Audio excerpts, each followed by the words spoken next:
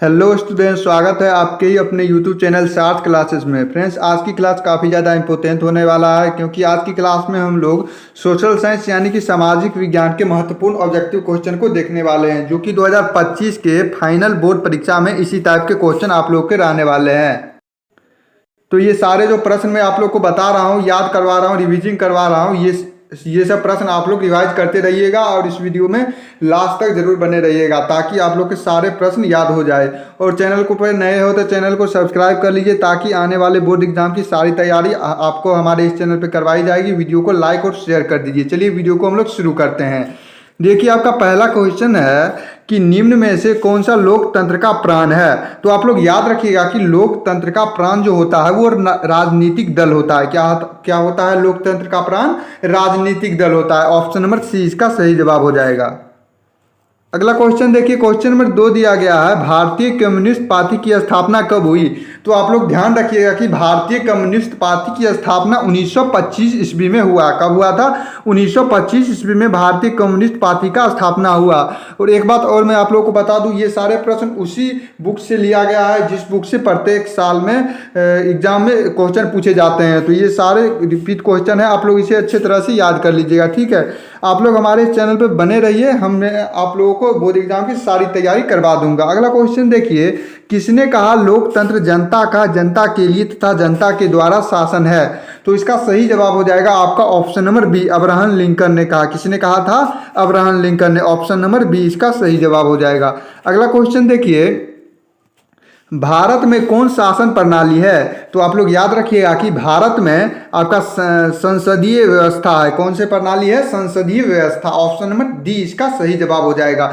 अगला क्वेश्चन देखिए, काफी इंपॉर्टेंट क्वेश्चन है, भारत में वोट देने के लिए न्यूनतम आयु क्या है। ये क्वेश्चन कई बार पूछा गया और काफी ज्यादा इंपॉर्टेंट है। तो आप लोग को याद होगा कि भारत में वोट देने का मताधिकार 18 वर्ष के बाद किया गया है। जब व्यक्ति 18 वर्ष का हो जाएगा तब वो वोट दे सकता है। ठीक है, अगला सवाल देखिए, आपका क्वेश्चन नंबर 6 दिया गया है, लोकतंत्र की सफलता की चुनौती है। तो याद रखिएगा कि लोकतंत्र की सफलता की चुनौती आपका हो जाएगा अफसरशाही और शिक्षा और जातिवाद, तीनों हो जाएगा। तीनों जो हो जाएगा लोकतंत्र की सफलता का चुनौती। ऑप्शन नंबर डी इसका सही जवाब हो जाएगा। अगला क्वेश्चन पे ध्यान दीजिएगा, भारत का राष्ट्रीय आपातकाल की घोषणा कब हुई थी। तो आप लोग याद रखिएगा कि भारत में आपातकाल की घोषणा 1975 ईस्वी में हुआ था। आपातकाल यानी कि जो आपातकाल की घोषणा जो हुआ था वो कब हुआ था? 1975 ईस्वी में बाबू। ठीक है प्यारो बच्चों, ये वीडियो काफ़ी ज़्यादा इंपॉर्टेंट है, आप लोग इसे जरूर याद कीजिएगा। ठीक है, अगला सवाल देखिए, क्वेश्चन नंबर 8 दिया गया है, सुनामी प्रभावित क्षेत्र में मकानों का निर्माण कहाँ करना चाहिए। मतलब क्वेश्चन कह रहा है सुनामी जो आता है उसमें मकानों का निर्माण कैसा करना चाहिए। तो इसका सही जवाब हो जाएगा आपका सागर तट से दूर करना चाहिए, मतलब कि जो सागर तट से दूर करना चाहिए। ऑप्शन नंबर 20 का सही जवाब हो जाएगा। प्यारे बच्चों, चैनल को सब्सक्राइब कर दीजिए आप लोग और वीडियो को शेयर कर दीजिएगा। ठीक है, अगला सवाल देखिए, क्वेश्चन नंबर 9 है, इटली के एकीकरण में निम्न में किसने योगदान दिया था।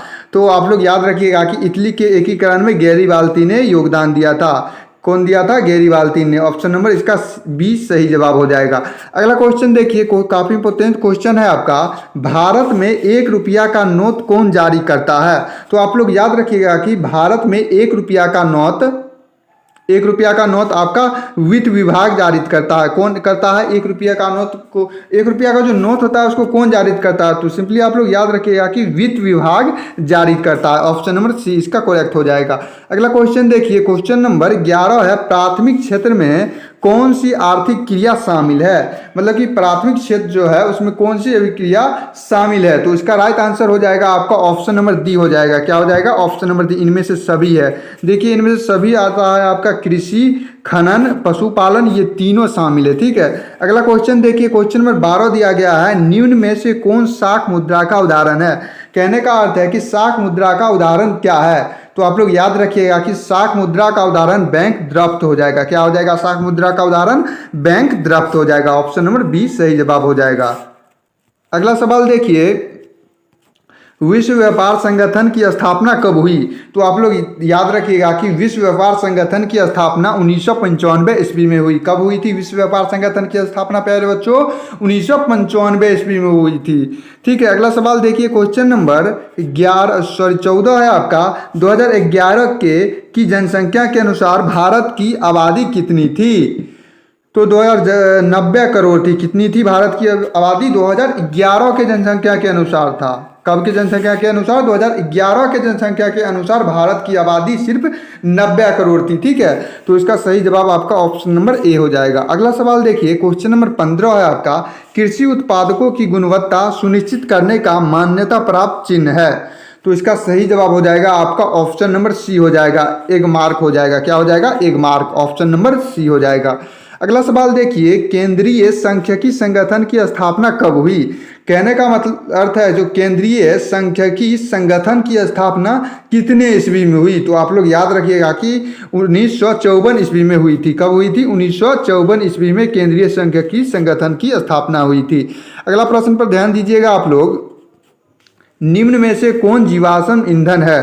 तो आप लोग याद रखिएगा कि जीवाश्म ईंधन का आपका उदाहरण हो जाएगा कोयला हो जाएगा। जीवाश्म ईंधन, जीवाश्म ईंधन का उदाहरण क्या हो जाएगा? कोयला हो जाएगा बाबू। अगला सवाल देखिए, क्वेश्चन नंबर 18 है आपका। भारत का प्रथम परमाणु विद्युत गिरी कहाँ है?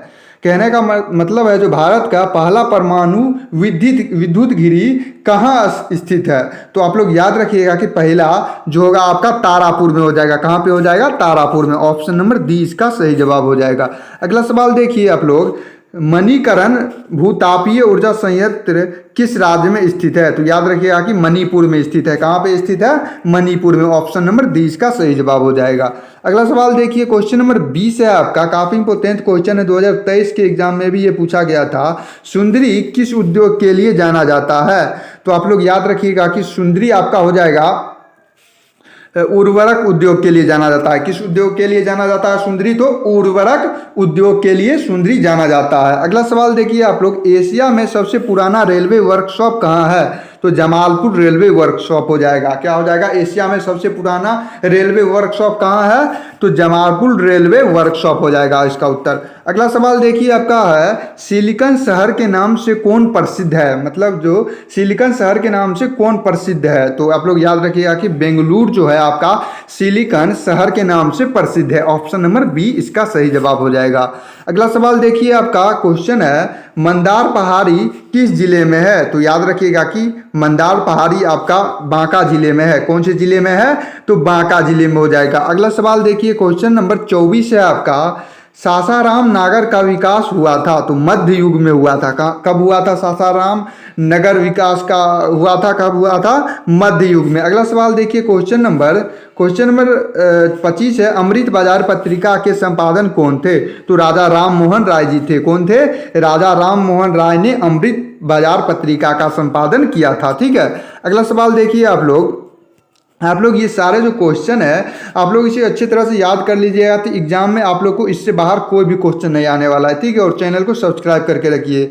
अगला सवाल देखिए, क्वेश्चन नंबर 26 है। मराठा समाचार पत्र किस भाषा में संबंधित है?